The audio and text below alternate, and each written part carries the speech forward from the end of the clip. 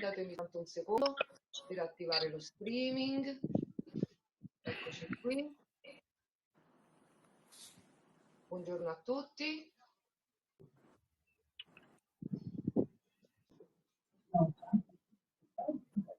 Eccoci qua. Good morning, everybody. Good morning, everybody. Good morning. We are nearly ready to start. All right, now we are ready to start.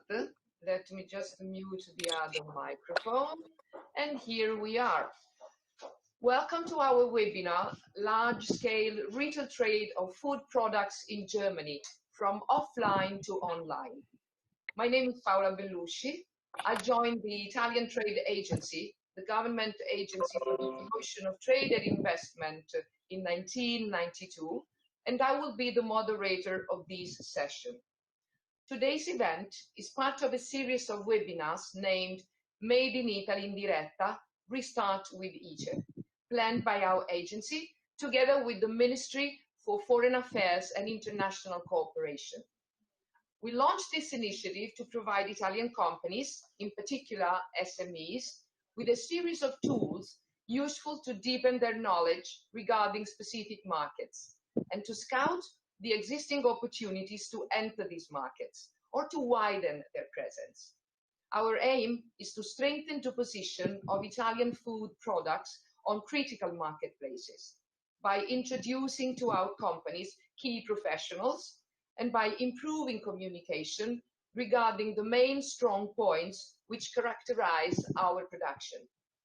The above-mentioned strategy implies deepening our bonds with distribution networks and the progressive integration of offline and online marketing and sales activities, rather than emphasizing the competition between the two purchasing methods.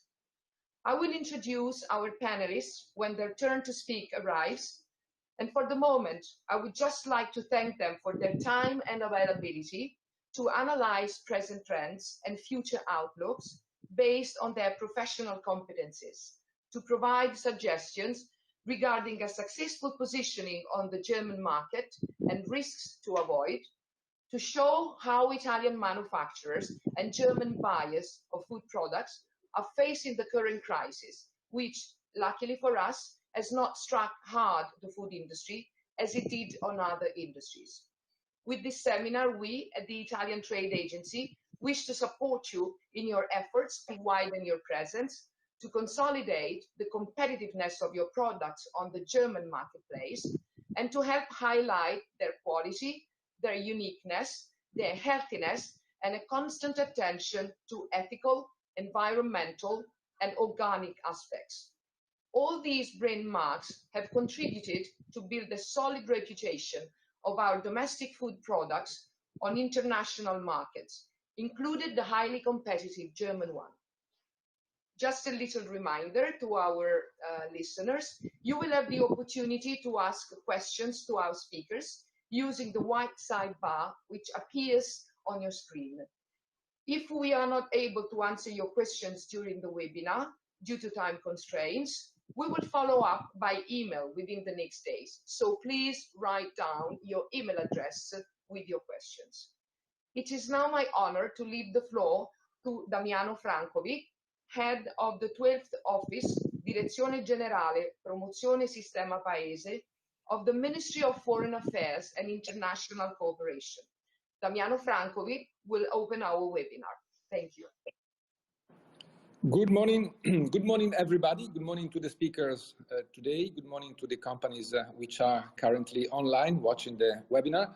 A very brief introduction because, as I always say, the real core of these occasions is the presentations made by the speakers and the subsequent Q&A session.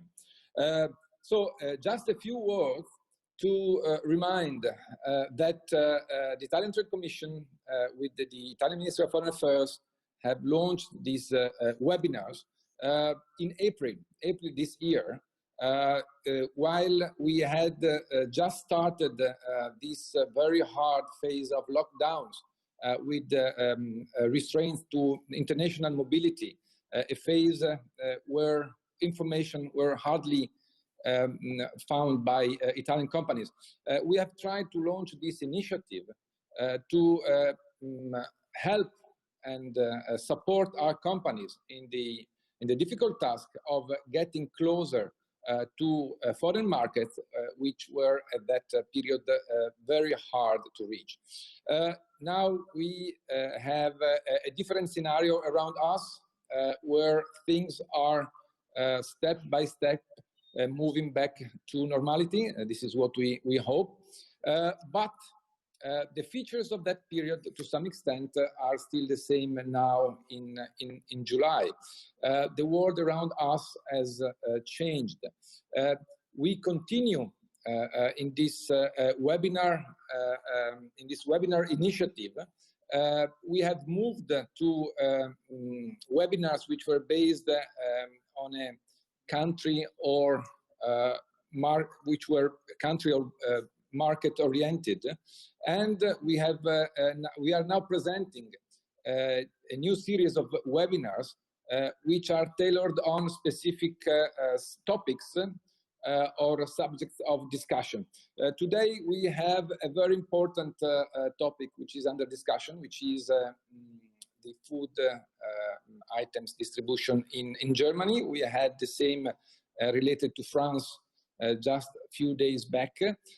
What I really do hope is that this occasion will provide to all the companies which are currently online good hints and information on how to reach a market, which is a very important market for Italy in general, but it is particularly important for food, for Italian food. And we know how big is the share of Italian agri industry in our total export.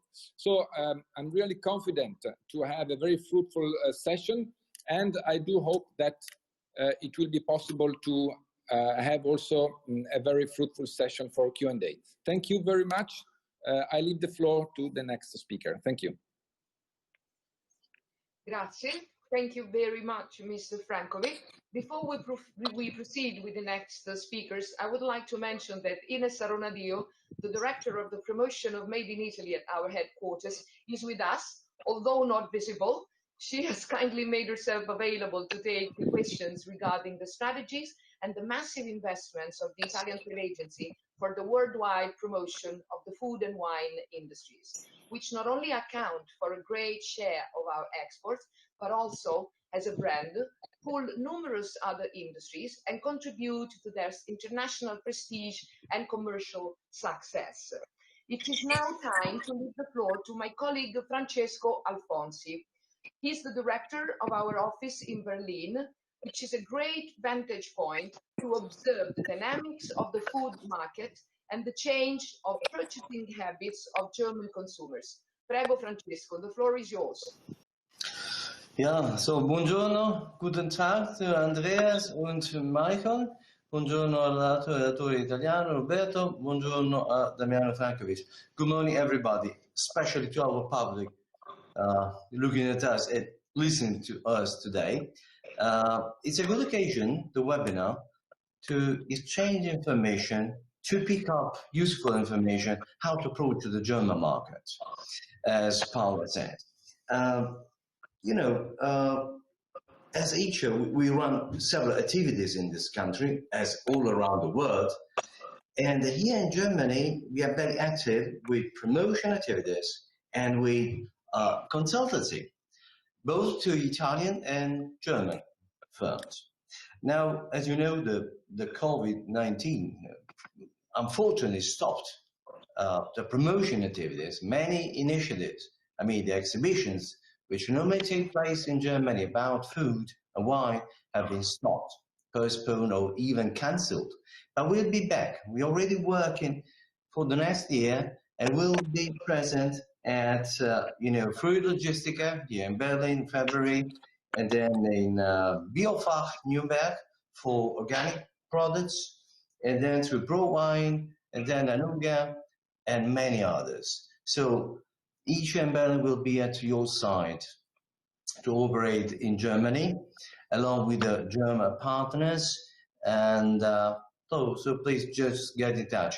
If I can give a suggestion to the Italian companies in order to take advantage of whatever we do, I mean, for instance, information to approach the market, just enroll in our website.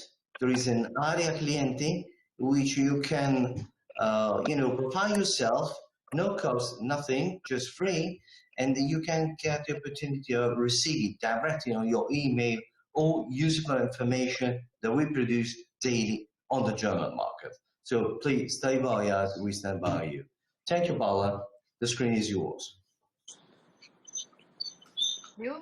Thank you for your introduction. And at this time, I would like to welcome our next speaker.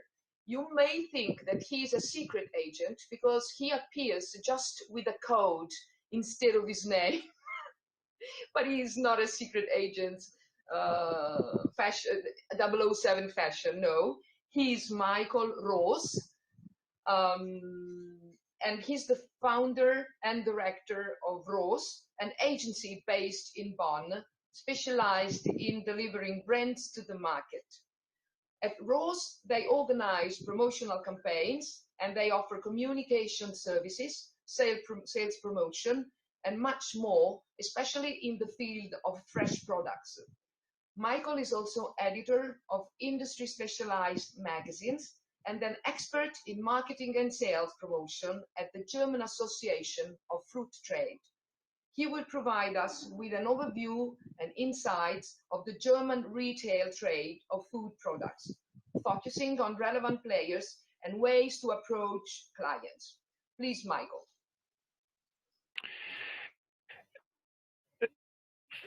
For this very kind of introduction. Good morning, everybody. Thank you for being here. I am just at this point trying to share this to get my presentation started. Please give me some. Yes, I'm not a secret agent. I'm real and officially there. Just a second. Hopefully, now the first technical problem.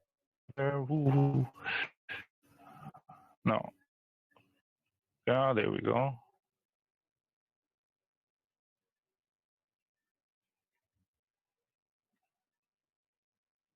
Okay, then I guess I am online. Again, thank you very much for this kind introduction. Let me please give you an overview and some insights on the German retailer sector with a special focus on food. Let's start by looking at the rankings. At this chart or this slide, we see the top 5 retailers by turnover, market share, and percentage in growth.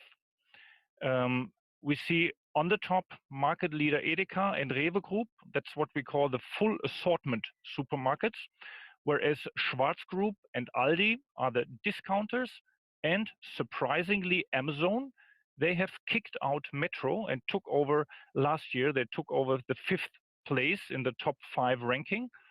And please take a close look at the market share of those top 5 companies. It's close to 70% of the whole food market in Germany is covered by those top 5 retailers. We have a total grocery retail sales of 272 billion euros. So those almost 70% account of almost 185 billion euros. This next chart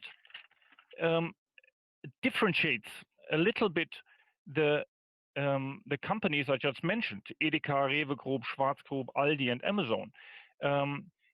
There you can see that Edeka and and Rewe, they have integrated in their portfolio quite a number of different sales channels. So Edeka has supermarkets, hypermarkets, discounters, wholesalers, food service. Same with Rewe Group. With Schwarz Group, I'd like to mention that we always have to differentiate within the Schwarz Group. It's Lidl and Kaufland. Kaufland hypermarket hypermarket chain in Germany with about, let's say, 650 venues, also present in mainly in Eastern Europe. Then we have Aldi, or what you have to see, Aldi North and Aldi South. Then you see on number 6, you see Metro, and then others accounting to until Globus, number 10. And please look at the market share of the top 10 companies. It's almost 85%, accounting only for the top 10 retailers in Germany. To sum it up, more or less the rest until ranking number 30, we have a market share of the top 30 retailers in Germany of close to 95%. By the way, look at number 18. Mr. Ross, I beg your pardon. Mr. Ross, I beg your pardon. Francesco speaking. Yeah. But we don't see the presentation. We do not see your presentation in the video. Oh, that is. Try again. Thank you. Michael, would you please check the share your screen button? That's Can you the see way. it now? I believe we are nearly Can you see there. it? Great. Here we are. Yes, now we can see it. Please Can you see it? put it on a full screen. Full screen. Yes. Is it there? Perfetto. Thank you very much. And Can you see apologies it? to all the listeners. But you know what? I take this opportunity to let everybody know that your presentations will be available on our website in just a matter of 1 or 2 days. So if we have missed something, you will be able to download the presentation later on today or tomorrow. Thank you. Please go on, Michael. Okay, I'm very sorry, I was not aware of that. Let me just quickly. So we have the top 5 retailers. It's Edeka, Rewe, Schwarzgroup, Aldi, surprisingly Amazon. They represent almost 70% of the market share food in Germany. Looking at the top 10, we have, including Metro, Leckerland, DM, Rossmann, and Globus. The top 10 account for almost 85%. And then the top 30, we see in this slide, account for almost 95%. Please take a closer look. Number 18, Denre. Number 25, Alnatura. These are pure organic retailers, something Roberto will talk about later. Or, for example, ranking number 20, Migros Tegut. Tegut is a retailer in Germany with 250 supermarkets, and they have a market share of organic between 10 and 40%, so very organic driven. I'd like to look back or take a step back, looking at the discounters, because discounters is somehow a special culture, German culture in Germany, and I'd like to take a closer look at the ranking of the German discounters. The German discounters right now have a market share of about 40% in Germany, and first ranking number 1 is the Aldi Group, and the Aldi Group consists of Aldi South and Aldi North, normally totally independent, not working together at all, very competitive between each other. And you have to talk to Aldi Süd and you have to talk to Aldi North. You cannot talk to the, let's say, to the Aldi Group, although there are certain trends that Aldi North and South are talking together, negotiating whether there are certain categories like bananas or pineapple or some let's say global products that they might want to purchase together. But at this point, you have to talk to Aldi North separately to Aldi South. We have Lidl as a company of the Schwarz Group. You just have to talk to Lidl. So this is Lidl Germany. We have Netto. Netto is, let's say, the discount channel of the Edeka Group. And we have Penny, which is analog the discount channel of Rewe. And we have the independent discounter Norma. So these, let's say, these 5 are the most relevant discounters in Germany.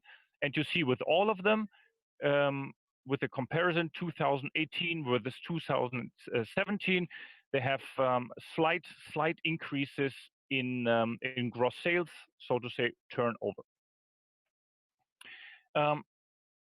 Andreas Penkov will mention later, but I would just want to have a very quick mentioning that they were not represented in the, let's say, in the top 30 ranking, but they're always very much worth mentioning. It's the KaDeWe group in Germany, and they really represent the best in class department stores in Germany. For example, in Berlin, you know, the KaDeWe, or in Hamburg, or in Munich. And in terms of food, they always have a very unique and special food and beverage assortment. They have top restaurants, and for many companies, for many products, for many brands, especially those department stores, have a very strong image factor if you are listed there, or if you can sell your products there. We have seen, I have mentioned Amazon being number top five ranking in Germany, jumping into that ranking. Let's also very briefly look at the online sector. Looking at the various categories you see here, it's in German, but it's for you, it's the most important one is on top. It's Lebensmittel. This is food, and food is right now the greatest impact, or the largest growth in Germany. So in 2019, the largest growth in online sector came from food. And you can see on the right side of the screen, we can say that almost any big or large retailer in Germany has its own online selling platform. But we have to say that compared to other European countries, Germany and the German consumers are rather conservative consumers, or conservative people, and rather reluctant to buy fresh food online. They rather rely on their personal shopping trip. If I compare to France, I'm hearing it from business colleagues in France. They have drive-in pickup stores where you can order your online stuff and go and drive by and pick it up. This is nothing happening in Germany yet. So we're a little bit lacking behind, and this is just more to this conservative structure that we have in Germany. Just a couple of information of what's going on right now in Germany. A Metro has finally, after some years, sold its hypermarket chain Real. Real has about 300 hypermarket stores in Germany on the national scale. About 100 of those, Kaufland are about to purchase. Real will have about 60 to 80 stores. They will continue running under the Real brand, and the rest of the stores will either be closed or be purchased by whatever, Globus, by Edeka, or by others. Will be split up, but the largest part will be taken by Kaufland, and the smaller part will be run by Real for the next 2 or 3 or 4 years. And this is a chart. We don't need to read to the end, but this is a chart it's like a turnaround chart. I was mentioning that 40% market share by the discounters in Germany, and this chart is from 2020, that for the first time in the last 20 years, the growth in sales is stronger in the supermarket sector, so in the full assortment supermarket sector, versus the discount channel. This discount channel, exactly. Because there seems to be a tendency that it's not all about price anymore, for which Aldi, Lidl, and others have been positioning themselves 100%. It's more going into the expectation of the consumer for a shopping experience, and this you can have much more with an Rewe, with an Edeka. So this is like a little revolutionary turnaround information. We have to wait whether this will be validated for the next couple of years.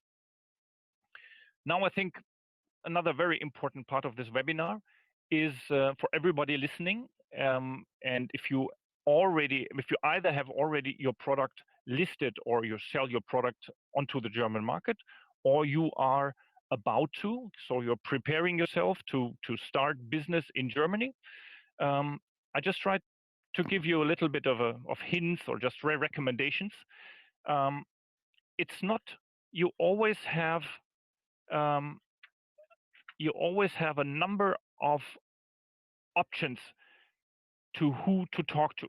For example, with Edeka and Rewe, you can talk to the head office in Rewe Cologne or in Edeka in Hamburg, but you can also talk to the regional office, and you can also talk to individual stores run by independent Edeka or Rewe managers. So you don't need to start at the very top and be pressed in this system of pricing, etc., etc. You can start slow. You look at a certain region, for example, North Rhine-Westphalia. It has 20 million population. So you have one fifth of the whole country.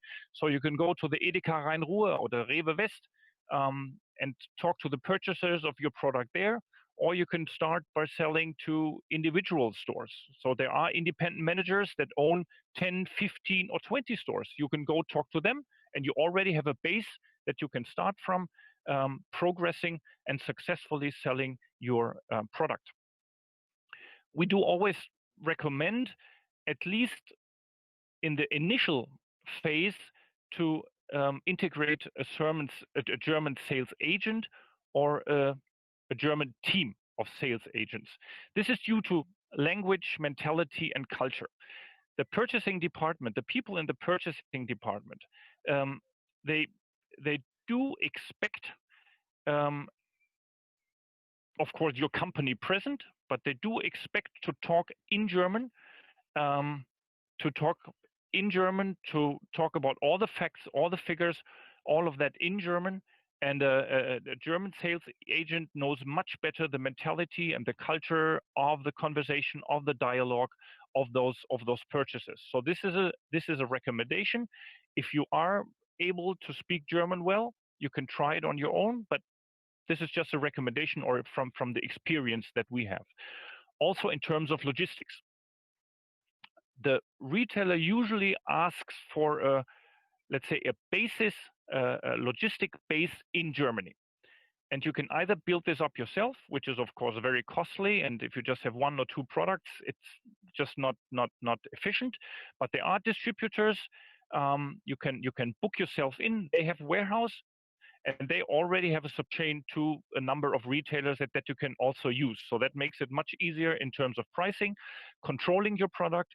The product is available because you need to supply the German retail 2 times, 3 times, 4 times a week, and out of Italy that might be big of a challenge. And once you have approached the retailer might even recommend a special supplier to you, that you will just jump on and work with this supplier for the retailer that you have approached. These 7 steps are just giving, let's say, a general overview of the options of communication or the options of the dialogue that you can open up with the retailer throughout a business year. Let me start by number 7 because it was mentioned in the introduction. Hopefully in 2021 latest, the trade fairs will open up again, like Fruit Logistica or Fruit Attraction, even in Spain, or the German trade fairs, because this is one important exercise to be present there, to invite purchasers, to make meetings, etc., etc. But start from the beginning. You usually use trade advertising. There are special interest magazines. You should be present with PR, presenting your product, doing announcements and stuff like that. Of course, visits from the sales teams and agents, either you or the sales teams. Then if your product is listed already. You have your annual review negotiations with the retailer to look into the next year, to talk about pricing, to talk about things that need to be optimized, etc., etc. You have sales calls via telephone. You are able to produce German sales folders for the purchasing departments to introduce your products, to introduce any other kind of information. Direct mailing, if you have a good address data, you can also direct mail, and the before mentioned trade fair exhibition stands. Pricing, always difficult. It's not only about discussing the purchasing price, including logistics with the buyer or the purchaser. The purchaser, they expect also that you have like advertising support monies that you spend either online or with advertisement to support your product off trade. You will be asked for so-called overriders, that is connected to expected sales, that you have to pay extra monies to the retailers. This will all be discussed in those annual negotiations. And sometimes when you start your product for the first time, so in an initial state, you are sometimes also asked that it differentiates from retailer to retailer, from purchasing department to purchasing department, but especially the more you talk to head offices, the more they will also ask for listing fees, that you get your initial listings into the system. You will be asked to also pay a number or a certain fee.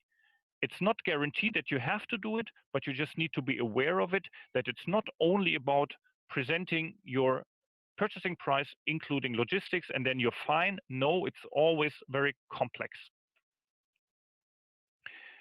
Sounds easy, but you need to be, first of all, you need to be prepared. You need to know everything about your product. You need to know the prices, including the logistics, sorry. Be prepared well, because you will be asked a lot of questions, and you cannot negotiate prices over and over again with the purchasing department. So you need to be right on the spot right away. And of course, try to be patient. There is a big potential in Germany, but there's also a big competition of a lot of products, and rather start slow, improve year after year, than expecting to sell containers after the first meeting. So be prepared and be patient. I was also asked by Egypt to talk a little bit about ongoing trends in the food business. Without Corona, that would have been much easier, because Corona, I think, has changed quite a bit. Although it looks like we're getting back to normal, but nobody really knows what the normal will be. So before Corona, ongoing trends were like plastic and waste reduction, very big. Convenience products, organic, bio, or organic, sustainability, corporate social responsibility products, projects, local, regional, vegan or vegetarian. These have been the, let's say, the top trends that have been going on in Germany. Looking at the post-Corona, I've already collected a number of facts that we should take a look at. First of all, that consumers are tending to have one major grocery shop during the week, rather than the 3 or 4 visits prior to the pandemic. So all the hypermarkets, they have been improving more than the normal smaller supermarkets, because of Corona, people did not go shopping 2, 3, 4, 5 times a week, so only once or twice. And where do you go when you only go shopping once or twice? You go to a hypermarket, because you get everything there. So this is the one-stop shopping. The general public is cooking more at home, experimenting with new food. And at this point, nothing suggests that this trend will stop when restaurants and food service return to normal. So restaurants, gastronomy, catering, food service are in trouble right now, and they might be in trouble even in the months to come. Food safety has become a major focus for consumers and the buying public. That is countering the plastic and waste reduction. Whereas 6 months ago, plastic and waste reduction was very, very big. Right now, nobody's talking about it because people want to save food. So they buy more packed fruit and packed food. And consumers want assurances about the origin and the integrity of produce, plus evidence that food production, handling, and preparation practices meet acceptable hygiene standards. So this is very important that you can show the purchasing department that you are covering this 100%. Quick look, we're almost done looking at the organic. Organic is a trend that has not been influenced by Corona. It has rather been, let's say, accelerated by Corona. Roberto will talk about organic later on. I'm just saying that organic has been a trend for 20 years, but it's just been, let's say, in the background. It is a constant growth for, let's say, really for over a decade. It has hit the 10 billion euros mark 2018, and expected to grow really stronger in the years to come. And it's mainly covered by the retail trade sector. There are others, but 60%, 70% is all in the retail trade. Also, of course, in the discounters. My final slide will just look at the pricing of the first 5 months in 2020 compared to the first 5 months in 2019. And if you look at that, we can say that we see that fruit, meat, vegetables in particular have become considerably more expensive than in the previous year, and the price increase was particularly marked in April, which was, let's say, the center of the lockdown and the Corona problem. Consumers had to pay 11% more for fruit in April 2020 compared to April 2019. But this is certainly also due to the fact that both in Germany and from import food, less could be produced due to quarantine measures and a lack of seasonal workers. In addition, there were restrictions on the cross-border movements of goods. In general, however, price fluctuations in food are nothing unusual. Ladies and gentlemen, I hope we did not have another technical problem. I want to thank you very much for attention, and I'm very open for any questions that you have.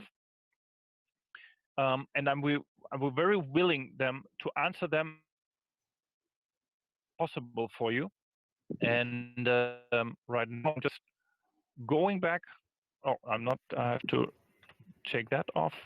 Okay, I should be back on the screen. Hopefully, I was not too much going over the 15 minutes. So thank you very much, and I'm just handing over back to Paola. Thank you. Grazie, Michael.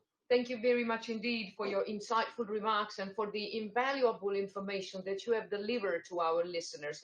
By the way, I would like to mention that many of the questions that our listeners are asking on the white side bars have already been answered by Michael. So I would not spend more time on them. If you are not satisfied with the answers, we will find a way to address your questions directly to Michael or to our office in Berlin.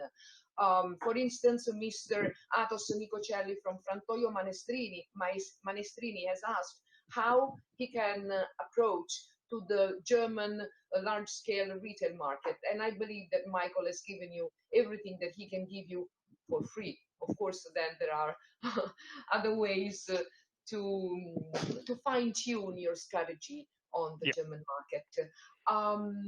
Now, I would like to leave the floor to our next speaker, who is Andreas Penkov.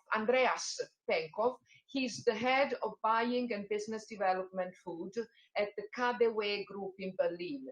Andrea joined the KaDeWe Group in 2014 as Director for Strategic Projects, following his 5 years tenure at Karstad department stores in the same position.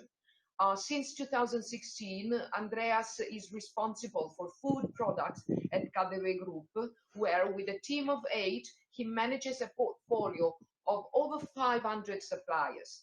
Andreas will tell us about Italian food at the KaDeWe, focusing on the positioning of KaDeWe on the German market, its food store, and the role played by Italian products within the department store.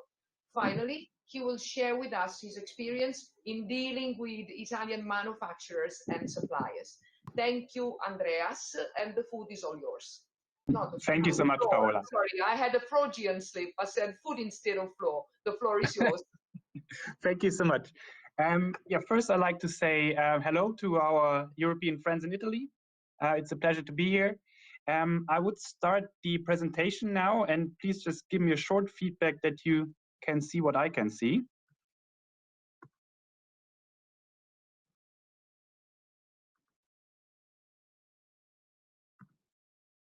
There you go. Perfect. Perfect. So I would start with a quick introduction of the group because it's become more and more complex in recent months and years. So the KaDeWe Group is a member of a bigger department store group in Europe, which you can see the La Rinascente is part of our group Ilum in Copenhagen. The KaDeWe Group, I will tell you a little bit more about. And we recently acquired the Globus Group in Switzerland, not to mix up or confuse with the Globus Group Michael mentioned, which is a German retailer. And Globus is a great addition to our group since they, I think everybody knows who are in that business, they have exceptional food departments. And at the very end, the goal of our shareholders will be to be the greatest luxury department store group in Europe. And I think we're in a good way. Quickly on the KaDeWe Group itself. So we have locations in Munich, Hamburg, and Berlin. The most known store obviously is the KaDeWe with more than 60,000 square meters gross sales space, where 8,000 square meters are dedicated to food. Hamburg is a bit smaller with roughly 3,000 square meters, and Munich almost the same with 2,800 square meters. What you see in the white boxes, Düsseldorf and Vienna, are recent projects we started. So our shareholders bought the Karschhaus in Düsseldorf. It's a smaller department store. And we're building a complete new store in Vienna. So the group of KaDeWe will be, in 2024, a group of 5. Quickly, just an overview, so you have a physical impression on how the stores look like, and I think this already guides you in the direction what we are standing for. It is, we are luxury department stores. We are currently in a trading up. That means we're bringing even luxury to a higher level, and this will be supplemented or followed by a huge refurbishment project. So we are investing roughly 400 million into these 3 stores. And we will generate on the food side 16,000 square meters just dedicated to food. That means retail as well as gastronomy. For our mission, I think this is a lot of companies have missions, we as well. I think the important part is that we are really aiming to reach a new level of luxury, which I think you can see very well here. This is our brand positioning against our competitors or comparable brands. And I think, and I still would agree, the gold standard for luxury department stores, the Le Bon Marché in Paris, followed by Selfridges, but already then behind that, the KaDeWe Group comes in and kicks in. And you see that the positioning at the moment, KaDeWe is considered the top luxury store, which also allows us in the food departments to be quite expensive. I think this is a reputation we have, and it's true. At the same time, Alsthaus and Oberpollinger are moved up the chain. So the goal is to bring them up to the KaDeWe level. So first of all, the food department in the KaDeWe is the most famous one. And what we're doing right now, everybody who visits the store, it's a little bit of a patchwork situation at the moment. We finished two-thirds of the refurbishment and starting the next one in August, so in almost a month. And we'll finalize this refurbishment project at the end of 23. I think very important also for suppliers on that end is our customer structure. I won't go in every detail, but we are lucky also in regards to Corona that we have a very clear mix of tourists and local customers. Tourists on our end, we consider everyone a tourist who is not from Berlin, Hamburg, or Munich. So also Germans coming from a different area are considered as tourists. It's an easy rule of thumb is that we have 50% tourists, and within this group of 50%, we have 50% international tourists. Tourists, that means outside of Europe. This is very much getting also through this crisis because the tourists obviously are not in the cities yet, but the local customer was very loyal and made sure that the loss was limited. For suppliers, I think it's interesting due to the fact that you have the forum or the area for two kinds of customers, the very local one and the tourists. So we work, I will show you a couple of pictures. We're working on one hand with cliches, like the German sausage, on the other hand with very, very raw products which are for experts. Good examples, we have two champagne bars we're operating. The one is Moet bar, in a cooperation with LVMH, but we have also the own KaDeWe champagne bar, which is very much focused on experts, small houses, vintages. So this is two parties we are dancing on. One is the tourist business, which is as commercial as we can get in the luxury department, and something for the local customer who is really looking for the special item he can't find anywhere else. So I'm going to quickly show you the food floor. So we go a bit into detail and I show you the recent developments and explain a little bit to it. So obviously you're seeing the KaDeWe at the moment. And for the Sechste, which is the sixth in German, is the new brand logo for the food department in the KaDeWe. And what you see here in the upper left corner is a good example of the mix of tradition and innovation. The Kartoffelacker is a very, very old-fashioned name for a restaurant. It's still one of the key restaurants with a couple of other ones that we operating under our own brand. But we used a quite modern design with Berlin designers to give it a new appeal. On the upper and right side, you see the champagne bar, which we, I think interesting also for suppliers, how we work, is this whole area was financed in cooperation with the industry. So the bar and the labels which are available in the store are, in total, we roughly collected 400,000 euros with the industry to build this champagne area. So almost every champagne brand with a certain size is involved in this refurbishment project. On the lower left side, you see the first time that we have a full-fledged restaurant with table service, because the KaDeWe at the moment is famous more for what we nowadays, the modern word is street food markets. I think, but we are just 50 years ahead, so it became a trend again. So we have a lot of eat-over counters, a little bit of luxury self-service, which is also quite unique for the gastronomy operation, especially in department stores. And on the lower right side, you see our new cheese department, which is an optimized world. What I inherited 4 years ago was a very fragmented cheese department, which was, we had a French corner, we had an Italian corner. We increased the overall size, but we merged it together in the new design. And this is what I think these 4 pictures tell you, is that we're always aiming for a mix of retail and gastronomy. We will never clean up that space. So there's a certain area, only food, gastronomies, only fresh product, only retail product. We believe that one of the secrets for a successful luxury department store is the fact that you mix it up over and over again. People who visit our store get lost easily, and this is on purpose a bit. So our guiding systems are smaller, not that easy to find, because we believe that people should get lost in our stores, which enforces the experience that people have in our stores.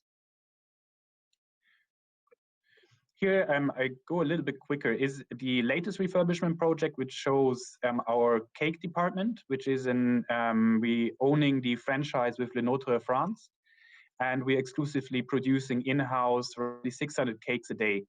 And this is one of the showpieces. So if you come visit the store, I think you immediately recognize it. On the right-hand side, and the upper one is one also interesting for the suppliers is the fact that we work a lot, well, more than in the past, with partners. So this is a coffee shop called Five Elephant, which is a local Berlin brand. So we always try to increase the identity and the heritage of the store. So we always say we're not a chain.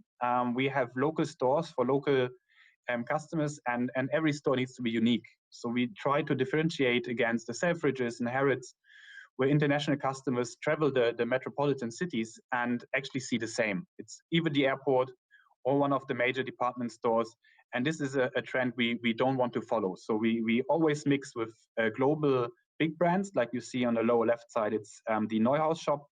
But we also work in cooperation with local brands to also enforce the heritage and to modernize the KaDeWe, because we are considered a conservative house with a long heritage.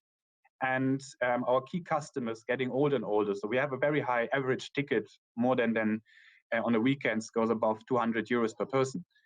But this group of customers getting older. So my task mainly is to modernize without harming the brand identity. And this is the first results you've seen from this refurbishment project. On the lower left side, this is interesting for suppliers from Italy in regards to confectionery, sweets, and everything that goes in that direction. We had a very old-fashioned, very mature, dark, a lot of glass, chocolate behind glass confection department. And I always wanted to bring it back to something colorful, something that is also where children go crazy and tell their parents, not leaving yet, I want my chocolate. So it should become much more like a chocolate circus.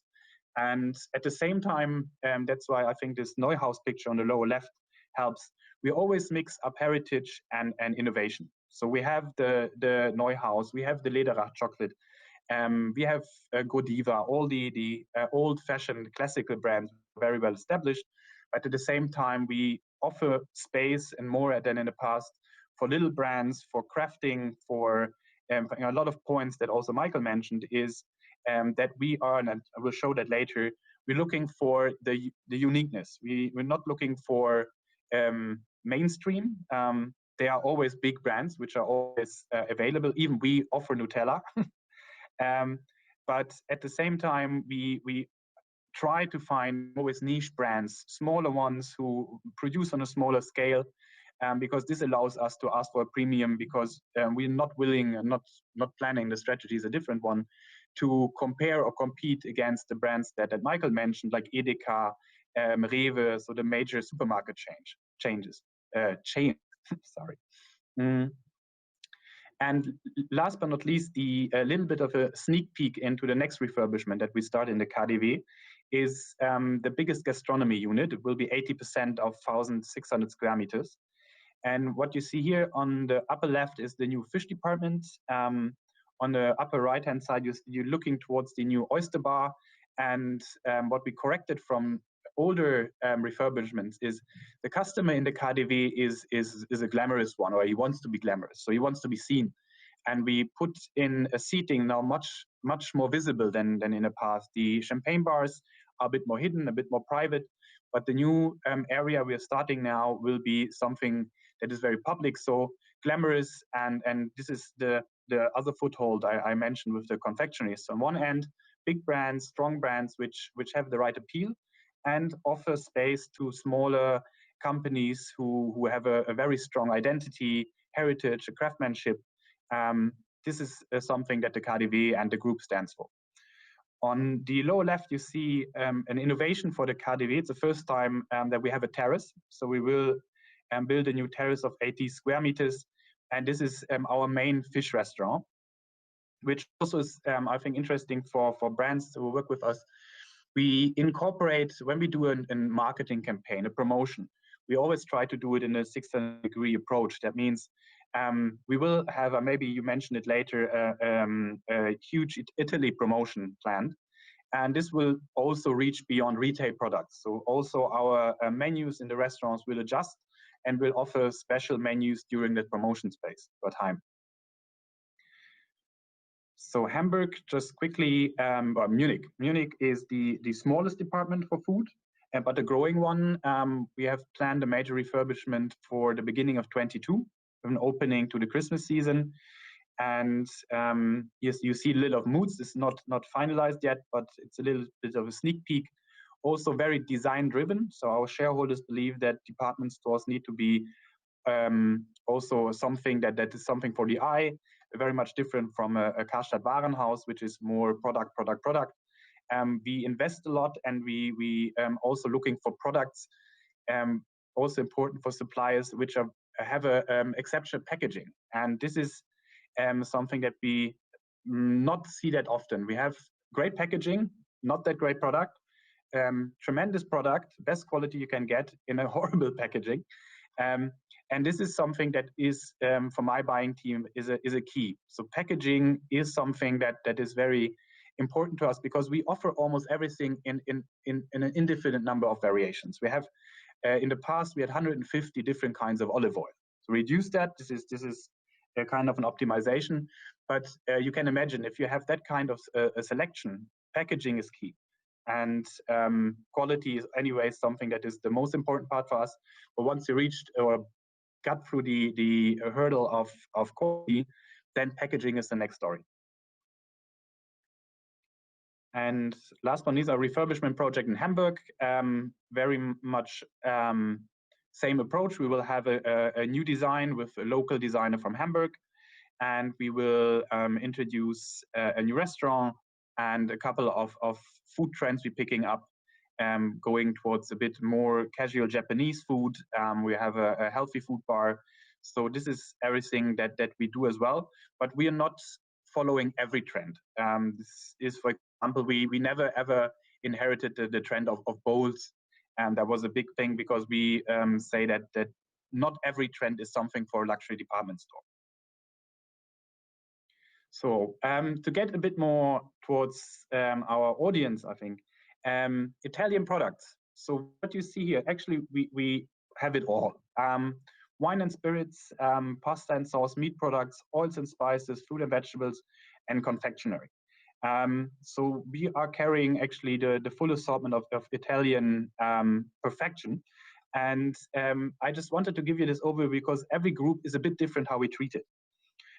Wine and spirits is something that we source directly. This is one of the few groups that we are importing ourselves, because it's the biggest department, and we are quite famous for our wine and spirits department, and have a very professional team behind it. So here we have the capacity to directly source from the origin, from Italy. Pasta and sauce, this is already going towards what Michael also said, and I can only confirm that. And you heard at the beginning, it's a team of 8. So we have to keep our processes small, efficient, and that means we also prefer to have a sales agency in between. There are exceptions, but then we need to have a certain buying volume, because for a certain kind of pasta, a certain kind of sauce, the volume is too small, and then do importing, labeling ourselves, this is something that we're not really capable and willing to do. And this is, I think Michael didn't mention it, but it's definitely part of the agency job, is to make sure that you can follow all the regulations in Germany or European standards. Because one might believe that Europe is one standard, but we see all over the places when we source from Europe, the interpretation of that rules are different in a way.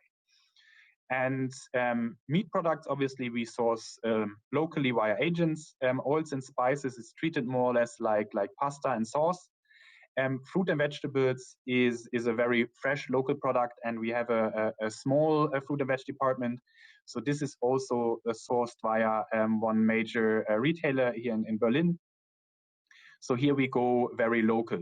And I think if you see the pattern, if it's getting more fresher and fresher, the product, we have a local partner. If it's something in between, pasta or oils, then we prefer an agency in between. In wine and spirits, we are capable and willing to import directly. And confectionery is something that is also possible that you directly import if the product is a very unique one. Here, the competition is quite high, so we prefer a better buying price than paying an agent in between.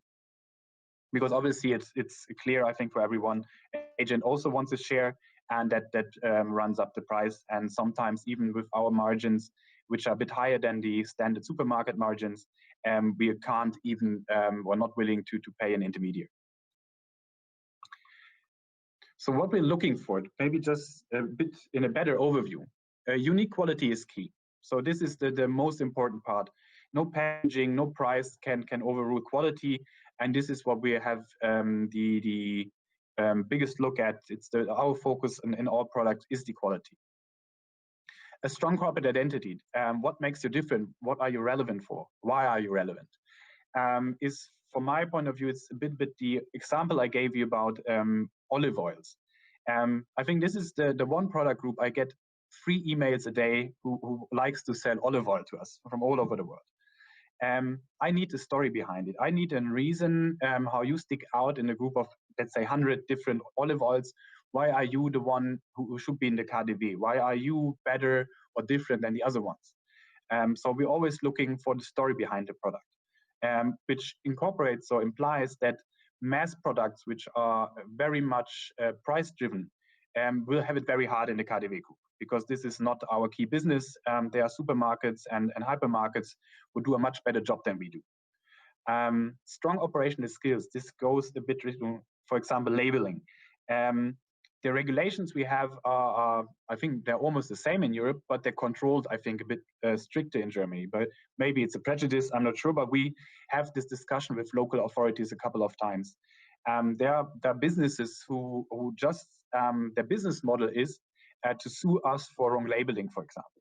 So we are very strict on the correct labeling, and there is, it might be a bit tricky sometimes because we complain about it a little bit, but there is a regulation for labeling in Europe, and it gives you the size of the packaging, how big is the letter on the packaging, which order, how to highlight an allergen. We're very strict on that part, because we get in a lot of trouble if the labeling, for example, is not correct.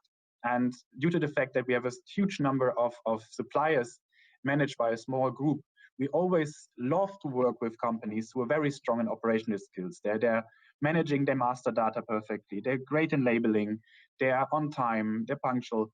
So there's all this behind the curtain work is very important for us, because we just don't have the time to deal with maybe a great product, but a not very efficient team behind it. So this is a tip I can give. Don't focus, always focus on your product, but don't forget the processes and the operations behind it. Distribution partner in Germany, I talked about it, is really something that makes our life easier, but it has a certain limit. If the agency puts a markup on the selling price to us and it's too high, then we prefer to work directly. But then it does need to have a really good reason, a really great product, that we say we are willing to take the extra effort to source directly. But I think as a hint on a mark, if you have a good distribution partner in Germany, that definitely helps. And maybe a bit different from regular supermarkets, brand ambassadors, willingness to support in-store promotion. We have make one, I think, big difference is in our stores you can sample almost everything. There's not a single day. There's not you can try a cheese. There is a promotion on a wine. Everything you can imagine. The store is very interactive, and we made the experience that you need a brand ambassador, somebody who loves the brand he's representing, because you always can hire a student or somebody who is working for a promotion agency. But if the partner is willing and able to send a German-speaking promoter from his team or from somebody he trusts who can represent the brand, we see a huge success. So promotion and sampling is a key in the luxury department store business.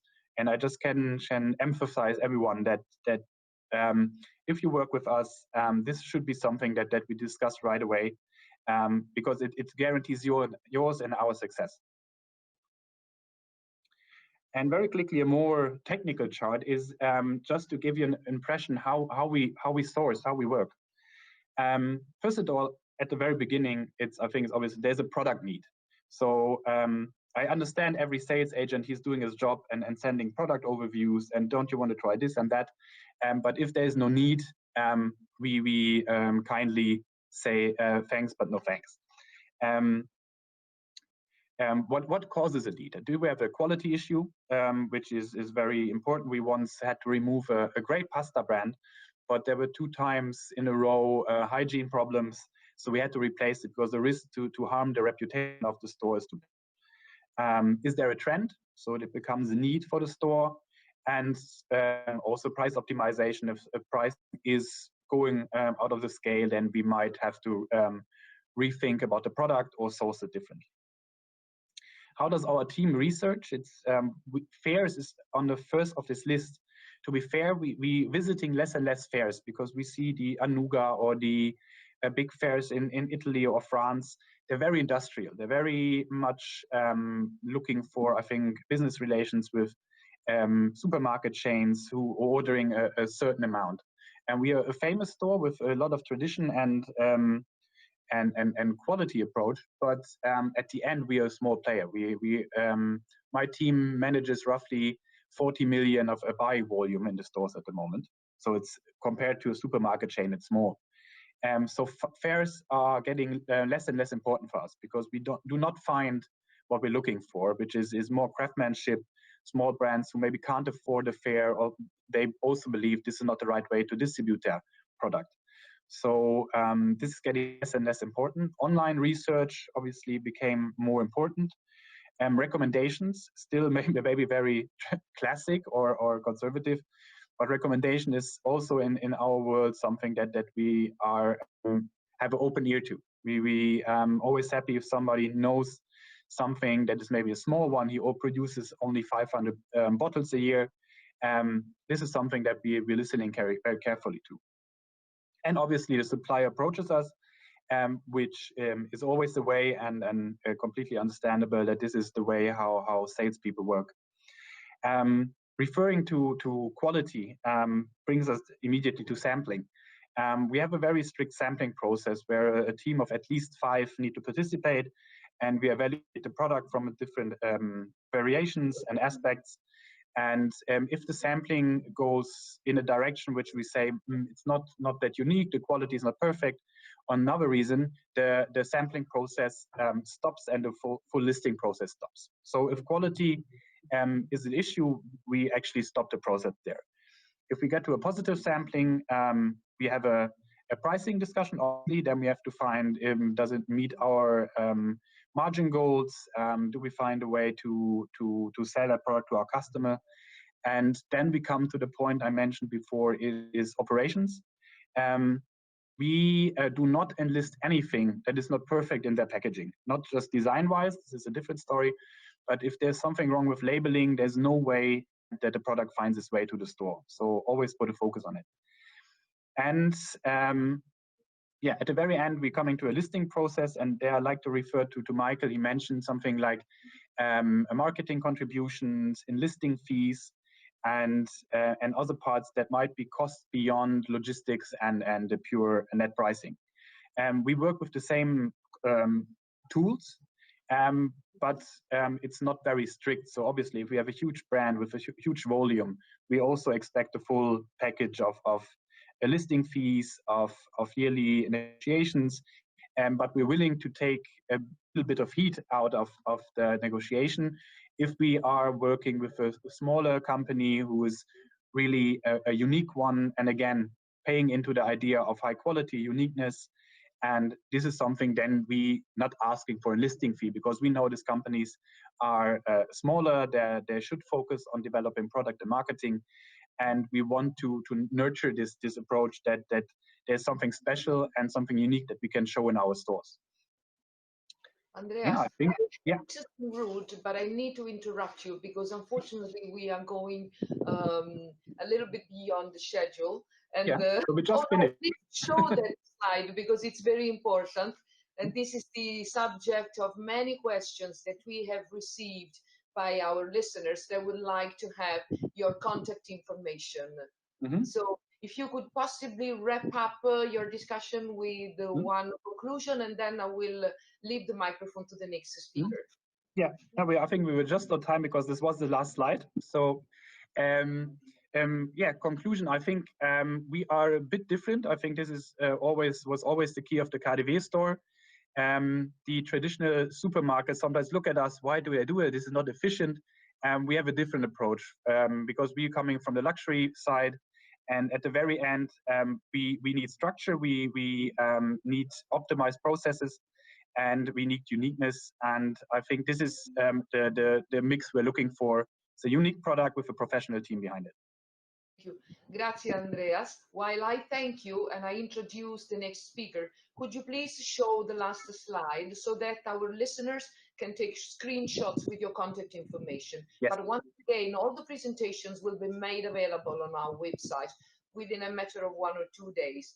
Grazie, Andrea. You made us all want to get lost, as you suggested, in the KaDeWe department store. And while we wait for them, it is now time to welcome our Italian speaker, Mr. Roberto Clinton, a long-time expert of organic and biological food products within the trade association Assobio, where nowadays he's the head of the technical and scientific department. Roberto has covered numerous and prestigious roles at domestic and international level, such as Sherpa at the High-Level Forum for a Better Functioning Food Supply Chain of the European Commission. He has been involved in biological and organic agriculture since 1984, and for the second time, he has been appointed member of the board at IFOAM Organics Europe. Today, Roberto will share with us his knowledge about the biofood market in Germany, which today is worth 12 billion euros. He will focus on consumers, trade and distribution channels, barriers, and how to get past them. Thank you, Roberto. The microphone is yours. Thank you. So let me,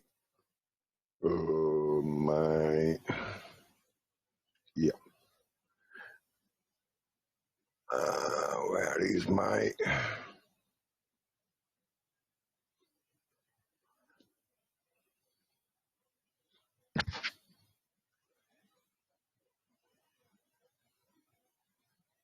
as I was mentioning before, unfortunately, we won't be able to take all your questions and to answer to all of them during this morning session, but we will take care of addressing them to the relevant person who is able to give an appropriate answer, which could be one of our speakers, or our office in Berlin, or our headquarters. Thank you. I believe that Roberto is ready. okay. Do you see my slide? See. Oh, yes. Okay, thank you. Thank you. To stay within 15 minutes, I have to run, but as you have said, the full version of the presentation is available. If necessary, feel free to contact me directly. My address in the documents or through each offices. So,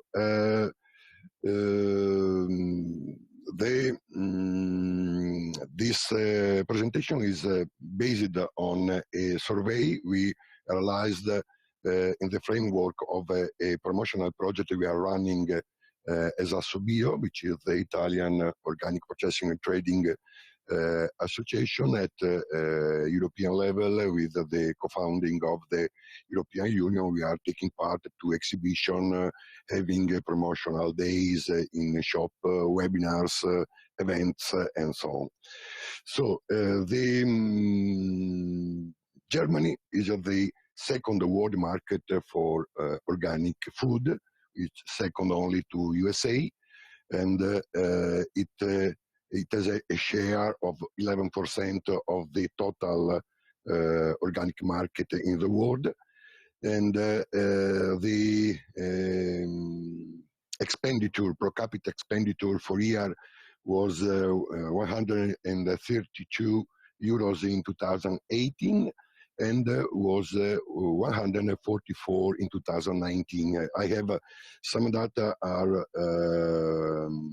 2018, which is the most part, but for some detail and update, I have some 2019 information because we are in strict relation with our sister organization in Germany, so we exchange information.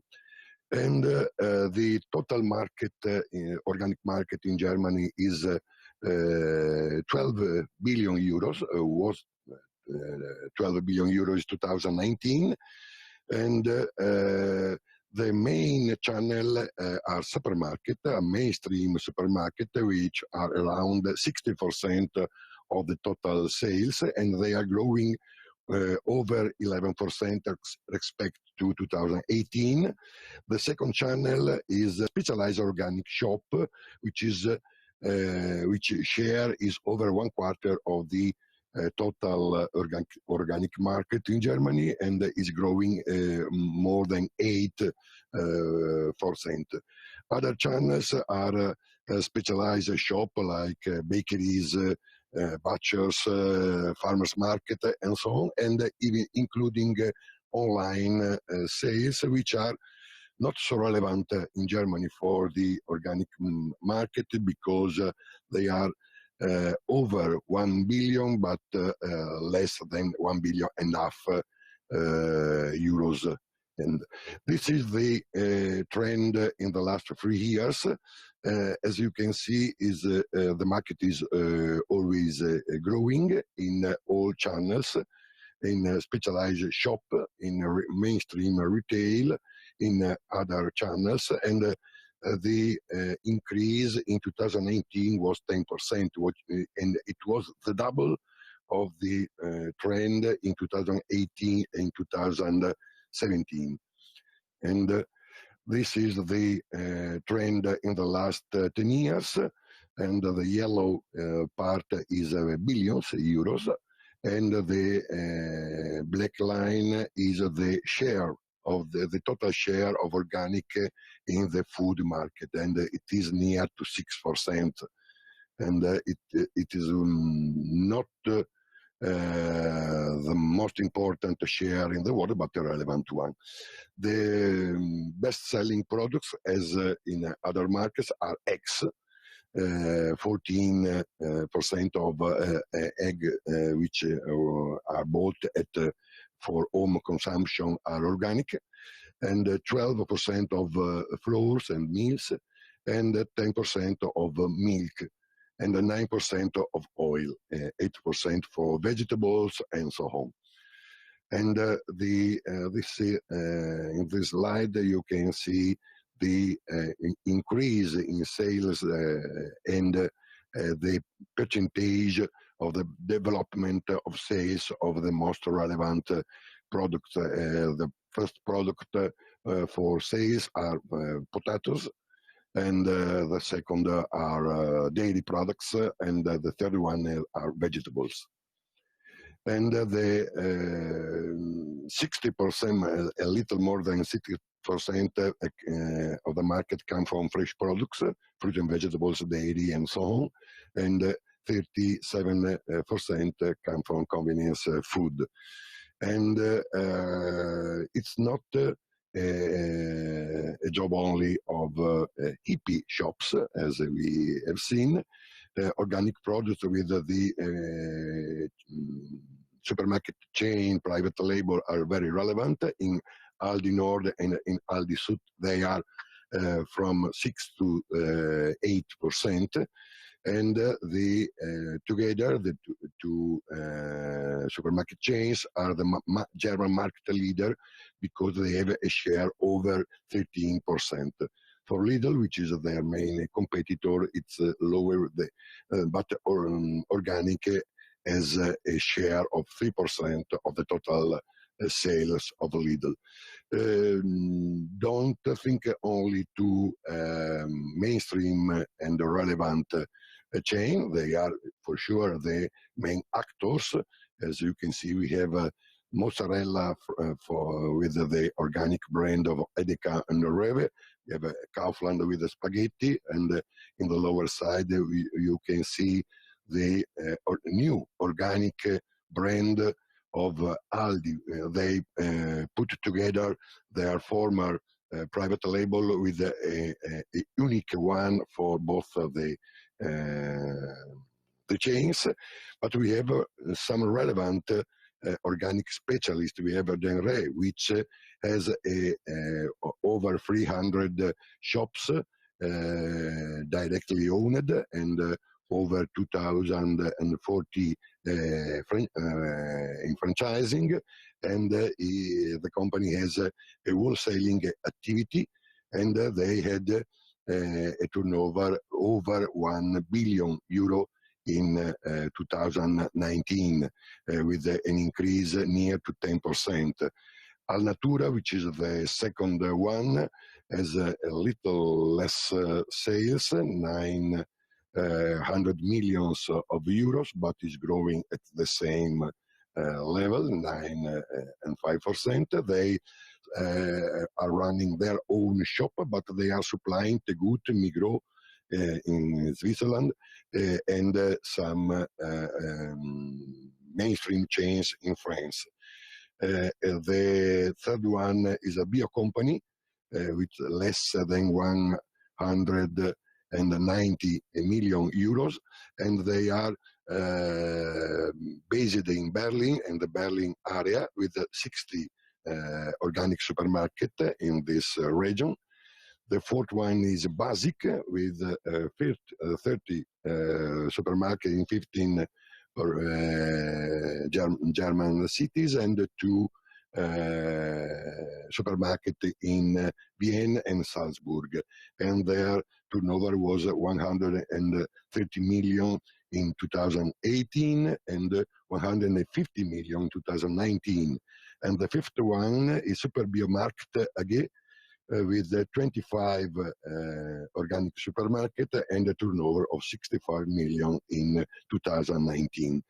But apart of this chain, we in Germany we can see over 2,000 organic shop, mostly independent, and they are not in chain, including a lot of reform house, which are smaller shop focusing in wellness, particularly not only in food. There are not so many online retailer, and this is the most relevant one, but no one has arrived at 50 million euros of turnover. And generally, in German consumer like to try new products, but 38% want think made in Germany products are better. For 41% of a consumer, the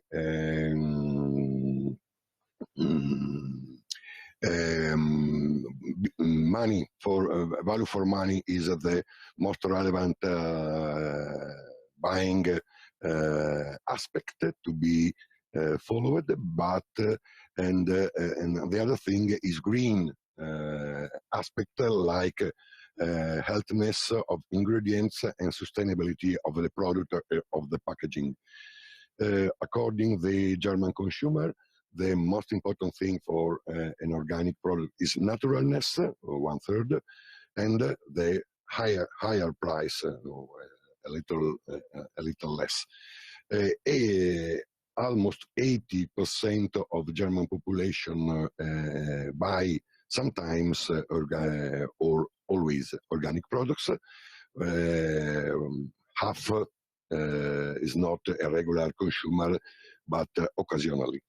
And but 44% of consumer buying organic claim having organic 1/4 of their shopping basket, and for 38% the share goes from 26 to 50% of the general expenditure. The most relevant reason to buy are higher quality, 15%, health and wellness, 14%, and respect to animal welfare, 14%. The most relevant things at the moment of buying is taste, 18%, naturalness of ingredients, 15%, and price cuts and discount, 11%. According to 91 of the consumer, Germany is the best producer of organic products, and Italy is follows in the list with 35%. The most distinctive Italian organic products are extra virgin olive oil and fruit and vegetables, according to the customers. And we have a little problem. Every non-German operator have a little problem to enter the German organic market, as Germany in 2000 started with its own organic logo, because at the time we haven't an European logo, and in Germany there were something like 60 organic certification body, and it was impossible for the consumer to know and to recognize these logos. They were too much, so the government chose the way to have its own organic logo. But even after the European logo was in force, the national logo remained in force, and it's used by the government for promotional campaign, for information campaign. So German people know best their national logo than the European one. And the silly thing is that there is no difference, absolutely no difference, because an Italian company which wanted to stamp the German logo on the label has only to ask, and got immediately the permission. And in spite of this, 28 of the consumer think the German organic logo means more safety. And so it's my advice is putting the German logo on the label, because it's not a good idea to not to be in line with 28 of consumer which think the German organic logo is better. And a few part of the consumer knows exactly what is the organic legislation, guidelines, controls, and so on. People which are not buying organic product have as a reason mostly the high price, 34%, or don't trust in the warranties which are supplied by the organic certification, 17%. And some price cuts and special offers will help to try new products, and even for 11%, testing in products, sampling in point of sale are a good reason to try products. And 14% of consumers are buying some organic products because they've tasted in the shop, or in simply finding them in the shelves. And we have 30% of consumers which buy regularly some organic product, 49 sometimes. We have 21 of the German consumers which say, I am fond of organics. For half of the consumer, it's organic is an interest, but it is not a first choice. And 12% eat something organic almost every day, 29 almost once a week, and 45% sometimes a month, and 15% less. and the weight of organic in the shopping basket is for 44% of German buyers from 0 to 25%. For 58 is from 26 to half of the total expenditure. And over half expenditure, we have 18% of the total German consumer. The most part of the consumer is buying organic products in the last 5 years, but we have 13% which has started to buy organic products in the last year, and we have even some older consumer. The reason to buy is a higher quality expected to conventional products as a first answer, health and wellness as the second one, animal welfare the third one, and some other easier reasons as the shop I go to shop has added some organic products, so it's easy to buy them, or they are more sustainable and they are safeguarding biodiversity, or I am interested in supporting small farmers. They are better, they have a better taste, and so on. And when a person buys organic products, the first thing in which he focus is the taste, and the second is the origin of raw material and ingredients, and the third one is the price cut and the offers, but we have not to forget the fourth one, sustainable packaging and information about nutritional fact. And it's relevant even other certification. In Germany is very strong the trend for fair trade products and with social certification. And the best country for organic products according to German consumer is Germany. The second one is the Netherlands. The third one is Italy. But really, Italy is exporting in Germany much more than the Netherlands. And they, according to consumer, the most relevant Italian products are extra virgin olive oil for around 1/3 of a consumer, fruit and vegetables and pasta for 17% of the consumer, cheese for 10%, cold cuts for 8%, wines for 8%, milk, and it is very strange because we are not selling milk, liquid milk to Germany. Maybe we are importing liquid milk from Germany, 6%.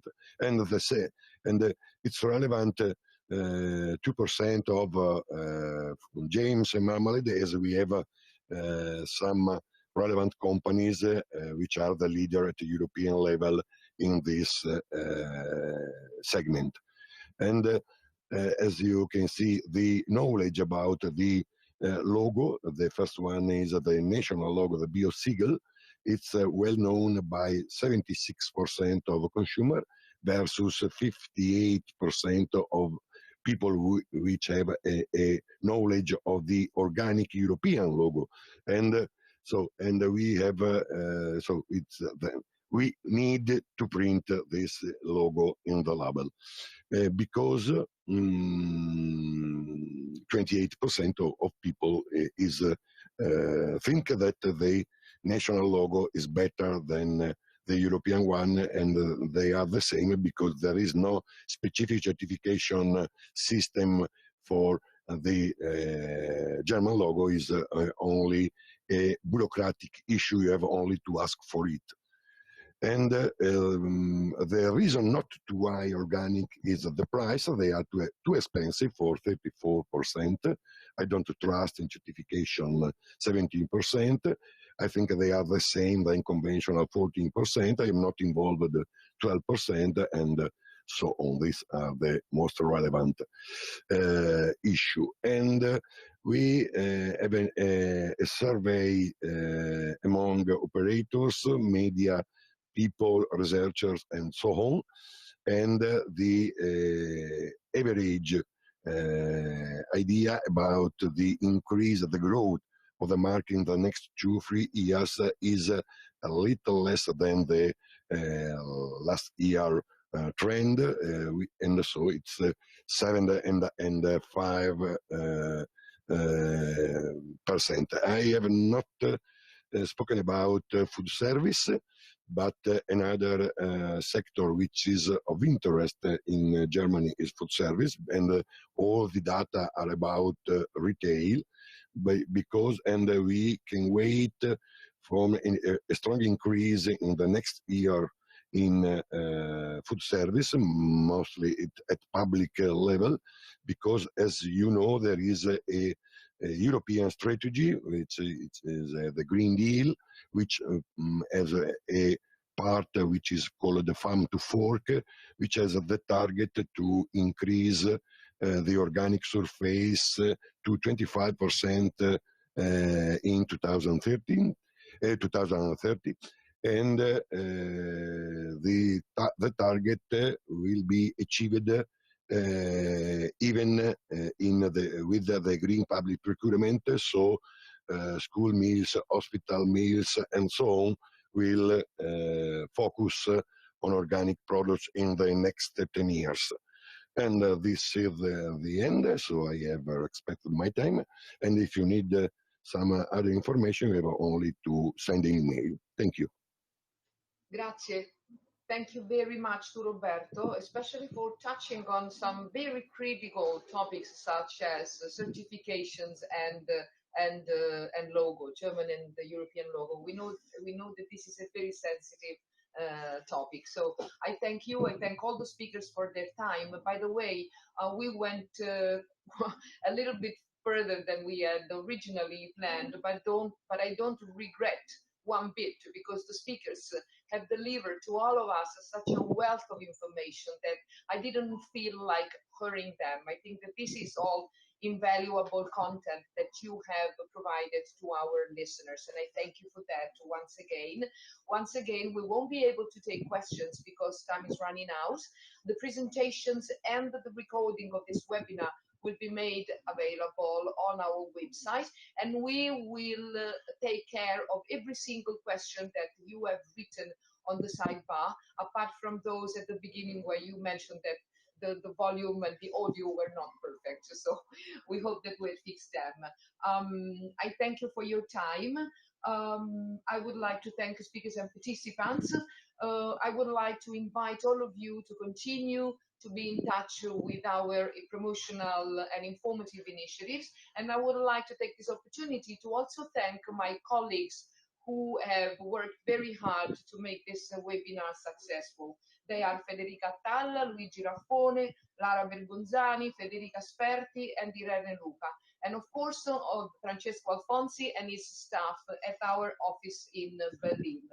Thank you very much. We will now close this session, and I wish all of you a very pleasant summer. Thank you. Paola, just give me some seconds, because I would like to thank the people you see at my back, my angels.